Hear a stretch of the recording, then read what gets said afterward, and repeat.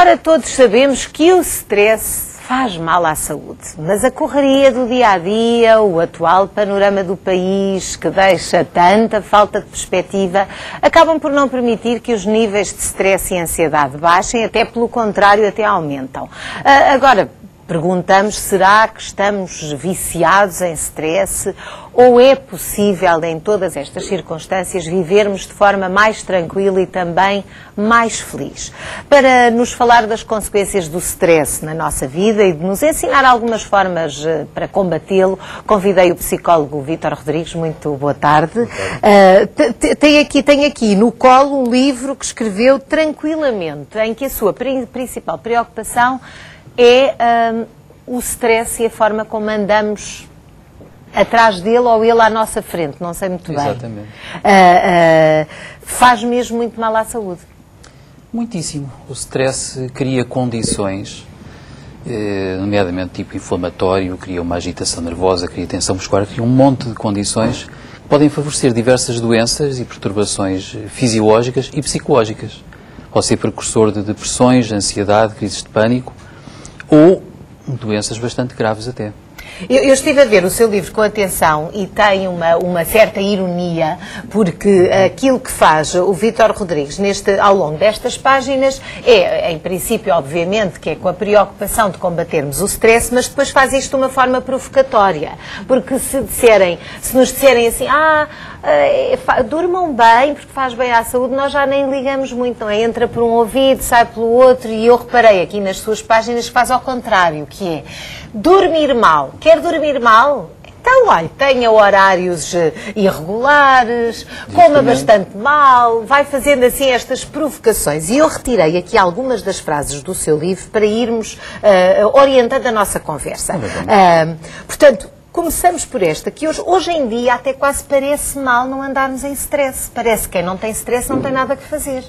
Precisamente. Portanto, hoje em dia o retrato que temos do cidadão bem-sucedido, geralmente, que é uma pessoa rica, famosa, bonita, cheia de posse, essas coisas todas, é também uma pessoa que corre constantemente de um lado para o outro, tem muito que fazer, tem montes de tarefas. Muitos telefones muito para trabalhadora, etc. É uma pessoa que se realiza nessas coisas todas. E é um competidor, ou uma competidora, é uma pessoa que ultrapassa os outros, cilindra a concorrência e faz essas coisas todas espantosas. E, portanto, estressada, necessariamente. Portanto, quem é mais calmo e tranquilo, parece que até nem interessa tanto. Não, aliás, eu costumo dizer que hoje em dia, por exemplo, dizer que amamos a humanidade, ficam logo a olhar para nós, esta pessoa não deve regoar bem da cabeça. Agora, se eu digo, eu cilindrei não sei quem, eu ultrapassei, eu entrei em guerra com a empresa da concorrência, eu fiz, eu consegui, é aceitável, é normal, faz parte da sociedade contemporânea. Ora, vamos ao próximo. Temos aqui qualquer tipo de ameaça é uma fonte de stress. Portanto, nós muitas das vezes, mesmo quando não andamos nessa correria, podemos estar com stress só por pensarmos, olha, no futuro do país. Isso dá stress. Dá stress para muitas pessoas, pelo menos. Há pessoas que estão esperançadas em que seja possível criar um futuro diferente, mudar as mentalidades, irmos mais longe, trocarmos de políticos, por outros de preferência que não sejam políticos, sejam só pessoas muito empenhadas, honestas, competentes e isso tudo. Mas a verdade é que justamente esta preocupação, este bombardeamento sensorial com mais notícias que nós temos, favorece o stress. Dava mais jeito de favorecermos a esperança das pessoas, darmos-lhes armas para se defenderem, para se protegerem, para se sentirem proativas. E quando nós fazemos esses pensamentos, começamos a sofrer por antecipação, ou seja, isto até pode ser pior ou pode ser melhor, mas nós já achamos que é pior e, portanto, já estamos a sofrer agora aquilo que pode vir a acontecer depois. Exato. Eu, às vezes, brincando até com clientes meus, em psicoterapia, eu digo que eles parecem gostar de sofrer, porque além do incómodo de um problema quando ele surge, preocupam-se 150 vezes com ele antes de surgir. Portanto, estão realmente a massacrar-se. E estão a criar condições, como o nosso cérebro distingue mal a realidade do imaginário, porque as imagens favorecem logo o desencadeamento de emoções. Quando apresentam a si mesmo, muitas vezes, imagens da catástrofe possível, não está realmente a passar-se. Não vem nenhum tsunami, está um dia só radioso, mas eu entretenho-me a antecipar tsunamis, não é? Nesta situação, eu sinto-me muito mal. Vítor Rodrigues, isso é tão português, nós somos um bocadinho assim, este povo pensa, é um bocadinho isso, não é? Um pouco. E o que é bom normalmente está distante e está lá fora. Temos dificuldade às vezes em saber encontrar o nosso próprio valor nacional. Portanto, se nós encararmos a situação que estamos a viver e vamos, e eu estava agora a falar, ainda agora estava a falar do seu livro e ele surge exatamente, a sua preocupação é dar estas dicas às pessoas numa altura em que estamos todos a olhar para o país e para nós próprios e para o futuro. Portanto, há muito essa ligação. Vivermos as coisas à portuguesa, temos que passar a ser o quê para sairmos disto? Curiosamente, eu diria que para termos um futuro melhor, é boa ideia olharmos para o nosso passado. Lembrarmos que, de certo modo, o tempo em que este país esteve mais exuberante, mais expansivo, mais forte, que já agora com melhor imagem pública perante todos os países também, foi precisamente a altura em que tínhamos idealistas, tínhamos visionários, tínhamos uma razão de ser. Por exemplo, o tempo da expansão ultramarina, o tempo das grandes conquistas, das grandes descobertas, etc., era um tempo mais visionário e também era um tempo mais espiritual, curiosamente. Nem digo tanto religioso, digo espiritual, porque havia um sentido e as pessoas tinham a noção de servir propósitos maiores que elas. É algo que se perde muito hoje em dia, estamos nesta coisa da sobrevivência. E não percebemos que há muito a ganhar para o país e para cada um de nós se tivermos sentido na nossa vida. E estamos também com medo. O medo é uma fonte de stress também. Absolutamente. O medo e a ansiedade, não é? Estas antecipações fazem o quê? Desencadeiam imediatamente um alarme generalizado no nosso organismo. Alarme esse que, sobretudo quando se torna muito repetido, às vezes torna-se permanente, produz os tais danos na saúde, nomeadamente abate o sistema imunitário, por exemplo, que já de si é gravíssimo, produz um mal-estar nervoso, produz aumentos de tensão muscular que nos fazem dormir pior e acordar mais tortos, por assim dizer, produz uma série de malefícios. E parece-lhe que as pessoas não têm muito a noção disso. Ou seja, se nós dissermos o stress faz mal à saúde, toda a gente diz, sim, isso é verdade. Mas pensarmos realmente até que ponto é que faz mal à saúde, aí é que cada um se calhar não pensa da melhor maneira, não é? E às vezes as pessoas não somam bem 2 com 2. Às vezes as pessoas têm problemas intestinais mais ou menos graves, gástricos. Às vezes têm infecções que se tornam praticamente crónicas. Por vezes têm um colesterol extremamente elevado. Têm desequilíbrios nos lípidos, nos açúcares, etc. E não associam ao facto de estarem zangadas, de estarem a fazer um processo de luto, de estarem desempregadas ou de estarem ameaçadas de desemprego ou coisas que tais. E quando as pessoas recorrem aos psicólogos à espera da grande solução, vão abertas a essas suas palavras? É difícil fazer entender as pessoas disso que nos está a dizer? Não, até porque normalmente percebem, e eu tento ajudá-las a perceber, e há técnicas, eu tenho uma maneira de trabalhar talvez um bocadinho pouco ortodoxa, diga-se, mas há técnicas até de autoobservação, com um relaxamento aprofundado, etc., que facilitam muitíssimo às pessoas perceberem o que está a passar-se com elas. Até há técnicas que permitem às pessoas, de certo modo, mergulhar no seu próprio organismo, sentirem-no mais de perto e, por vezes, interrogarem o organismo para perceberem do que é que ele necessita. A técnicas de observação é o quê? É o nós pararmos. Por exemplo, quando estamos a tomar um duche, em vez de estamos a pensar, tenho que me despachar, tenho que me ir embora, é pararmos mesmo e tirarmos partido dos sentirmos a água quentinha, a espuma, coisas desse género que temos de fazer e quando estamos a comer realmente saborearmos aquilo que estamos a comer. Isso são bons exemplos de como é que trazemos a mente de volta ao presente, como é que desfrutamos mais da vida, temos mais prazer com coisas simples e, portanto, nos afastamos do tal stress por antecipação. Mas eu estava a referir-me em particular a técnicas que nos permitem, por exemplo, baixo num estado hipnótico, enfim, de leve, ligeiro, moderado, com técnicas de relaxamento aprofundado, permite-nos mesmo ganhar uma percepção mais direta do organismo na sua profundidade. Mas isso é uma coisa assim, por exemplo, tem alguma dica que possa deixar-nos aqui, algum exercício que possamos fazer para nos obrigar a tirar com o stress pela janela? Bom, há recomendações gerais que eu gosto de fazer às pessoas. Uma delas é que tentem aprender a avaliar menos o que está a passar-se, a não se precipitarem a avaliar para observarem melhor o que está a passar-se com elas mesmas, com o ambiente, com tudo ao redor. Outra dica ligada a isso, e que é apoiada por isso, é regressarmos ao tempo presente. Percebemos que o passado não existe, porque já morreu. O futuro também não existe, porque é apenas uma hipótese. O que está a passar-se realmente está aqui e agora. Aprendermos a estar em contacto com o que está a passar-se retira parte do stress, assim como suspender as avaliações. Claro, outra coisa muitíssimo importante é percebermos que nós, por vezes, somos diferentes daquilo que nos fazem crer socialmente, culturalmente, nomeadamente nesta nossa sociedade de consumo, aquilo que nos fazem crer que nós somos. Por exemplo, ninguém nos diz, e eu acho que isso é facilmente defensável, que o elemento definidor e essencial de um ser humano não é o corpo que tem, não é o que possui, nem é onde está, nem onde vai, nem nada disso, é a consciência que tem.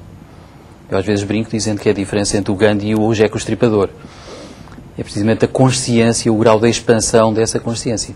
E isso é algo que está para lá do stress, se soubermos reformular a maneira de pensar em nós mesmos. Portanto, se nós sentimos que estamos abaixo dos outros, não saímos da depressão e do stress. Exatamente. Mas como seres de consciência, estamos sempre ao lado. E estamos sempre na companhia dos outros. Deixa-me só agora, sem stress, fazer uma paragenzinha na nossa conversa, que também já não tem muito tempo, para fazer uma chamada de atenção a quem está a chegar agora à casa, que eu sei que há muita gente a esta hora a ligar o televisor para espreitar. Deixa cá ver o que é que está ali no Boa Tarde. Estamos aqui a falar de como dizer não ao stress. E agora, sem stress, vou dar a informação sobre o nosso cartão de... Ora, em vez de sermos pessimistas, o que é que podemos fazer para combater este stress e esta angústia que nos atrapalha? Costuma-se dizer, sejam solidários, mas as pessoas acham que ser solidário, às vezes nem se sentem capazes disso. Nós podemos ser solidários de forma que nós nem imaginamos, muitas vezes.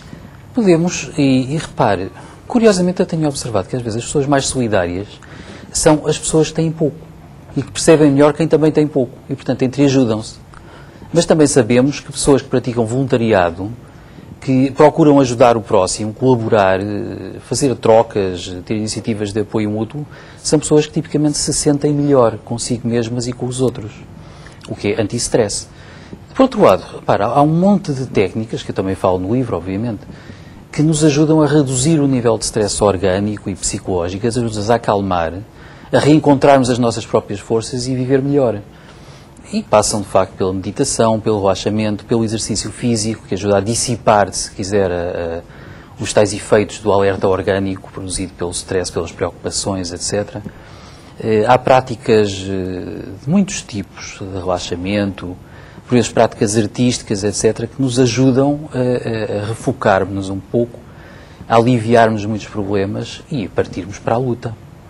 Ora, queria perguntar-lhe, não tem stress? Consegue, deixa tirar o stress para o lado ou de vez em quando dá consigo estressado? De vez em quando dou comigo um bocadinho estressado, apesar de tudo. O que é que faço? Estou habituado, e é por isso também que tenho uma grande confiança numa série de técnicas, e o livro também é baseado na minha experiência pessoal e clínica, obviamente. O que acontece é que uso, por vezes, comigo mesmo, montes destas técnicas. E isso produz, muitas vezes, efeitos rápidos e inesperados. Eu tenho estado aqui a retirar algumas das suas notas que refletem o seu pensamento, a sua forma de olhar para este problema, e diz, por exemplo, que quanto mais os valores são nobres, mais o stress diminui. Isso quer dizer exatamente o quê?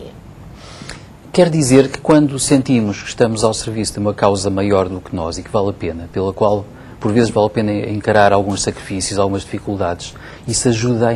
Essas pessoas são mais felizes? Essas pessoas são nitidamente mais felizes e são mais resilientes, como se diz, resistem melhor à adversidade. Tivemos um exemplo ainda há pouco, uma mulher que luta pelo filho e vai buscar muita força a isso mesmo. Tem uma razão de ser que a transcende um pouco, de certo modo. E isso faz parte da mobilização do humano no seu melhor. Por vezes, aliás, as dificuldades também têm essa vantagem. Nem tudo é mau nas dificuldades. Estamos habituados a pensar, por exemplo, que a dor é uma coisa que deve ser sempre evitada. Não é bem assim. Para retomar algumas dicas um pouco bélicas, as melhores espadas temperam-se no fogo. E nós também, por vezes, sem sermos mobilizados pela realidade que nos rodeia, sem sermos obrigados a ir buscar as nossas forças, não descobrimos quais é que elas são. Também é este lado a ressaltar. Ora, o stress deixa as pessoas em desassossego, deixa as pessoas revoltadas e também ouvi referir que a revolta é das coisas mais destrutivas que podem acontecer a uma pessoa. É, porque quando nós revoltamos, Estamos sempre a voltar atrás no tempo. E estamos a repetir mentalmente as afrontas, as desgraças, os problemas que tivemos ou que estamos a ter. O nosso cérebro distingue mal, de novo também o passado do futuro e do presente, distingue mal a imagem do que está mesmo a passar-se, da imagem do possível, faz-nos reagir constantemente, reativando padrões de emoções negativas. As mulheres são mais assim, se calhar, não é? As mulheres não são mais, às vezes, revoltadas de andarem ali a pisar naquelas coisas que lhes custa um bocadinho a passar, ou isso não tem a ver com o género? Não tenho razões para pensar que tenha especialmente a ver com o género. Tenho encontrado pessoas de ambos os sexos muito revoltadas. Não é naquela coisa do, pois, porque aquilo não devia ter acontecido assim, porque aquilo não era daquela maneira, e os homens muitas vezes dizem, deixa lá isso, já passou. Às vezes isso acontece, mas não tem nada a ver com o ser-se mulher ou ser-se homem. A sua prática diz que isto acontece aos dois lados.